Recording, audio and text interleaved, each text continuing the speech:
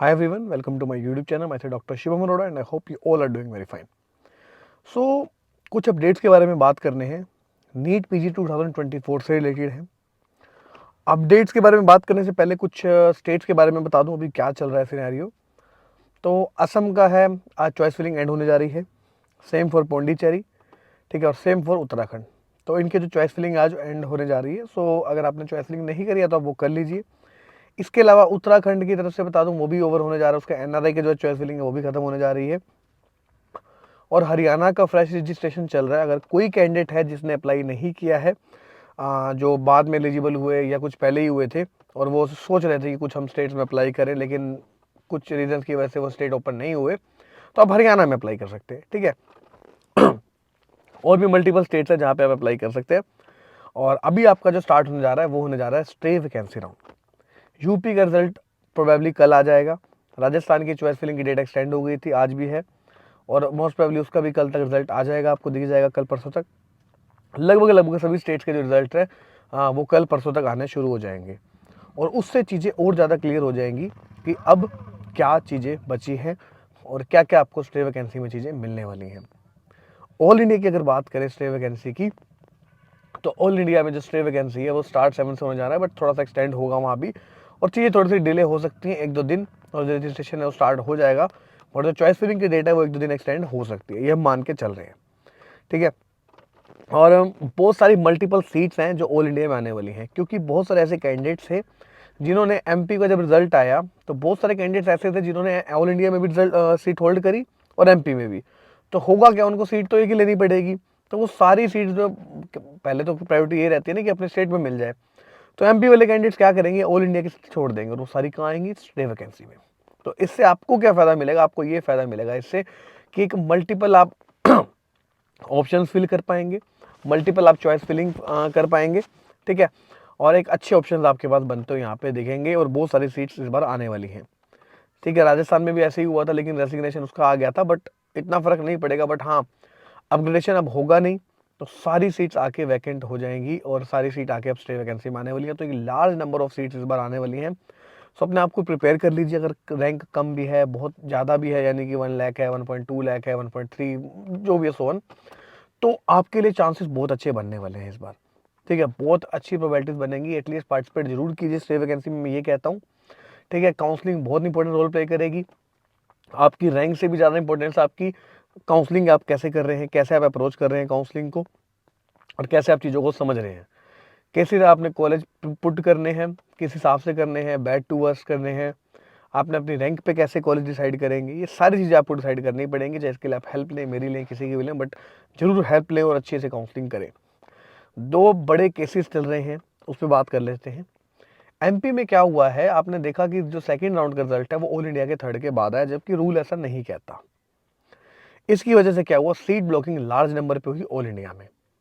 तो कुछ 25 कैंडिडेट्स ने लगभग लगभग जो है पिटीशन फाइल करी है कोर्ट में, और कहा है कि 25 to 75 कैंडिडेट्स हैं लगभग, और सबने पिटीशन में कहा है कि जो ये सीट होल्डिंग हुई है इसको कैंसिल किया जाए, और जो ऑल इंडिया का थर्ड राउंड है उसको कैंसिल किया जाए और दोबारा कंडक्ट किया जाए। अब ये होगा या नहीं होगा, प्रैक्टिकली तो इम्पॉसिबल है, बट कुछ नहीं पता, चीज़ें हो भी सकती हैं। बट थर्ड राउंड रिजल्ट आ जाने के बाद, ज्वाइनिंग हो जाने के बाद आना दोबारा से कैंसिल होना मुश्किल है। लेकिन पिटीशन डली है, तो आपको मुझे लगा ये न्यूज़ बतानी बहुत ज़रूरी है, क्योंकि बहुत सारे कैंडिडेट ऐसे हैं जिन्होंने अब ज्वाइनिंग कर ली है, फीस पे कर दी है, ठीक है। तो उनके लिए थोड़ा सा वरी करने की बात भी है, लेकिन मुझे नहीं लगता उतना कुछ उसका इम्पैक्ट पड़ेगा, क्योंकि हम हमेशा से देखते आए हैं जो चीज़ें हो चुकी होती हैं उस पर दोबारा से कैंसिल करना, रिजल्ट को दोबारा ये सब करना, लाना थोड़ा सा एक बहुत डिफिकल्ट टास्क हो सकता है। बट कायदे से देखें, रूल एज पर रूल देखें, तो ये वायलेशन भी हुआ एमसीसी की तरफ से कि उन्होंने जो है सेकंड थर्ड राउंड पहले बाद में, सॉरी आई मीन एमपी के सेकंड राउंड के पहले कंडक्ट करा दिया। लेकिन एमपी भी साथ साथ एमपी की भी यहाँ पे एक गलती थी कि एमपी ने इतना लेट कंडक्ट कराया। तो दोनों ही बॉडीज़ की वजह से लॉस तो एट दी एंड स्टूडेंट का ही हो रहा है ना, वो चीज़ समझने की है। एक तो ये हो गया। दूसरा केस चला है कर्नाटका में। कर्नाटका में आपको पता है रिजल्ट आया, और काफ़ी सारे कैंडिडेट्स ऐसे थे जिनको दिखा मेरिट लिस्ट में कि जो हमारे से नीचे वाले कैंडिडेट्स हैं उनको उनका नाम आ रखा है मेरिट लिस्ट में और हमारा नहीं आया। तो उस वजह से वो भी कोर्ट में गए हैं, और कोर्ट ने कह दिया कि 4th तक आपको जो है स्टे लगा दिया है सारी प्रोसेस पे। प्रोसेस पे, जो कर्नाटका का प्रोसेस चल रहा था उस पर स्टे लग चुका है जी। हाँ, तो वो कह रहे हैं कि उसमें भी दोबारा से वो काउंसलिंग कराया जाए, दोबारा से रिजल्ट निकाला जाए। तो एक दो बहुत बड़े मैटर हैं जो भी यहाँ पे चल रहे हैं, बहुत बड़ी ये बातें हैं, क्योंकि कर्नाटका पे बहुत सारी चीज़ें डिपेंड करती हैं। कर्नाटक, क्योंकि दो हुआ क्या है, कर्नाटका में भी कैंडिडेट्स ने 2 जगह सीट होल्ड कर रखी है, ऑल इंडिया में भी और वहाँ पे कर्नाटका में भी।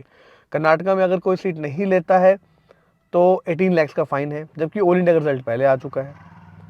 ठीक है, तो यहाँ पे भी ये सब चीज़ें चल रही हैं और मल्टीपल जगह चल रही हैं, एमपी में भी चल रही है, राजस्थान में भी कोर्ट केस चला था लेकिन वो तो चलो सोल्व हो गया। ठीक है, तो ये सब चीज़ें हैं जिनका जो है प्रॉब्लम अभी इशू क्रिएट हुआ है। ठीक है, तो इन सब पे अभी देखते हैं क्या रिजल्ट निकलता है, बट मुझे लगता है कि स्टूडेंट के फेवर में ही आएगा रिजल्ट जो आएगा, और जैसे चल रहा है वैसे ही चलेगा, जो मुझे फील होता है। ठीक है, बाकी जो, क्योंकि आप चेंज नहीं कर सकते, रिजल्ट कैंसिल नहीं हो सकता, बहुत सारे कैंडिडेट्स ने ज्वाइन कर लिया। ठीक है, कर्नाटका में भी वही चीज़ है, डिस्क्रिपेंसीज आई हैं, तो वो लगता है मुझे लिमिटेड स्टूडेंट्स के साथ जिनके साथ आई हैं, पटिशनर्स हैं, उनका ही सोल्व किया जाएगा। ठीक है, तो ये थोड़ा सा है, आपको देख के चलना है। बाकी स्टेट्स की काउंसलिंग चल रही है, अच्छे से पार्टिसिपेट करें उसके अंदर, और कैसे चॉइस फिलिंग करनी है बहुत इंपॉर्टेंट रोल प्ले करेगा। बहुत सारे नंबर ऑफ सीट्स आने वाली हैं ऑल इंडिया में, स्टे वैकेंसी राउंड में, स्टे वैकेंसी।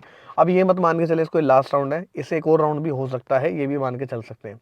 ठीक है, लेकिन अगर काउंसलिंग अच्छे से करनी है तो यही सोचना होगा कि ये हमारा लास्ट राउंड है। कोई अब आपको कैटेगरी नहीं लगेगी, सारी सीट्स कन्वर्ट हो जाएंगी जनरल में। ठीक है, कोई चाहे वो पीडब्ल्यूडी की सीट हो या वो एनआरआई की सीट हो, सारी अब कन्वर्ट हो जाएंगी स्ट्रीम में।